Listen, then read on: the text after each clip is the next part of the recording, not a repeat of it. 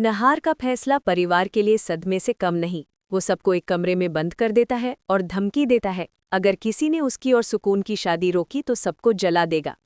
परिवार हैरान है। ये वही नहार है जो रूही के लिए जान दे सकता था? नहीं, ये सुकून का साया है जो नहार पर हावी हो गया है।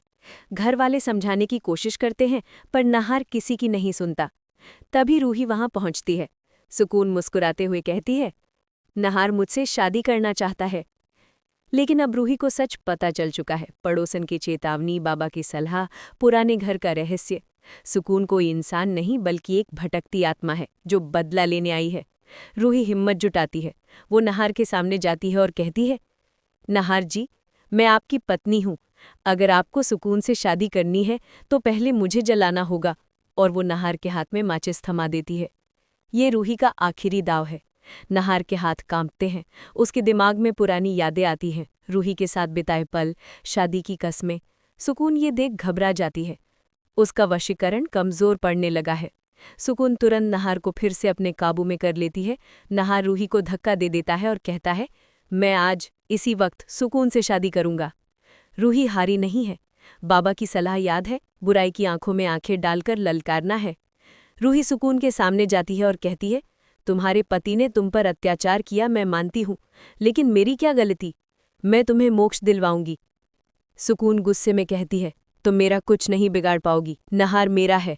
और फिर वो भयानक बात कहती है, एक बार मेरी और नहार की शादी हो जाए, फिर मैं नहार को हमेशा के लिए अपने साथ ले जाऊंगी।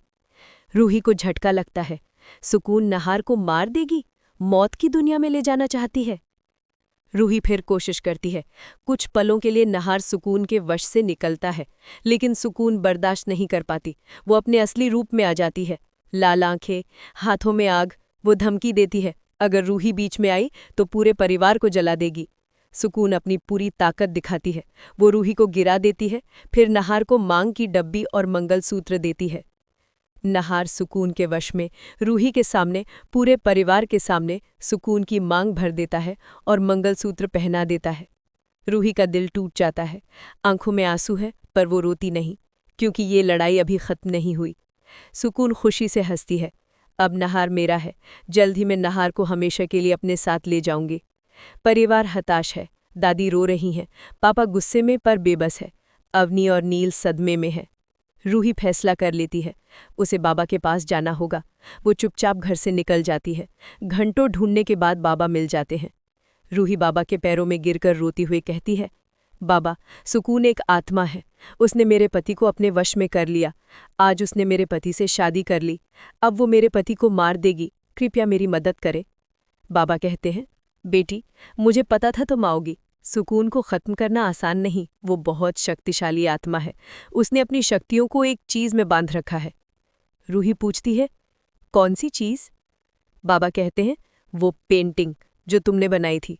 सुकून ने उस पेंटिंग को अपनी शक्तियों का स्रोत बना लिया है। उसी में सुकून की असली आत्मा बसती है। अगर तुम उस पेंटिंग को नष्ट कर दो तो सुकून भी नष्ट हो जाएगी। रूही समझ जाती है, वो पेंटिंग जो सुकून के संदूक में थी, वही सुकून की कमजोरी है। रूही पूछती है, लेकिन मैं उसे कैसे नष्ट करूं? सुकून घर में रह रही है।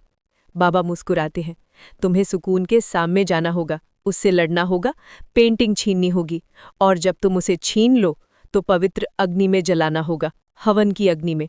तभी सुकून की आत्मा पूरी तरह नष्ट होगी। रूही पूछती है, और नहार का वशीकरण? बाबा कहते हैं, जैसे ही पेंटिंग जलेगी सुकून की सारी शक्तियां खत्म हो जाएंगी, वशीकरण भी टूट जाएगा।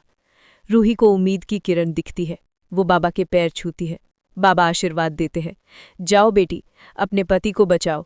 बुराई से लड़ने के लिए सच्चाई और हिम्मत ही सबसे बड़ा हथियार है। रूही घर लौटती है। उसके मन में योजना बन चुकी है। लेकिन सवाल ये है कि क्या रूही सुकून से पेंटिंग छीन पाएगी? क्या वो उसे जला पाएगी? अगर सुकून को पता चल गया तो क्या होगा?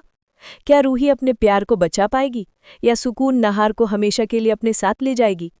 क्या नहार को अपनी गलती का एहसास होगा? जानने के लिए देखते रहिए मन सुंदर, हर रात 8 बजे, सिर्फ दंगल टीवी पर। अब शुरू होगी असली जंग, रूही और सुकून के बीच, अच्छाई और बुराई के बीच, प्यार और नफरत के बीच। और इस जंग में कौन जीतेगा, ये देखना होगा।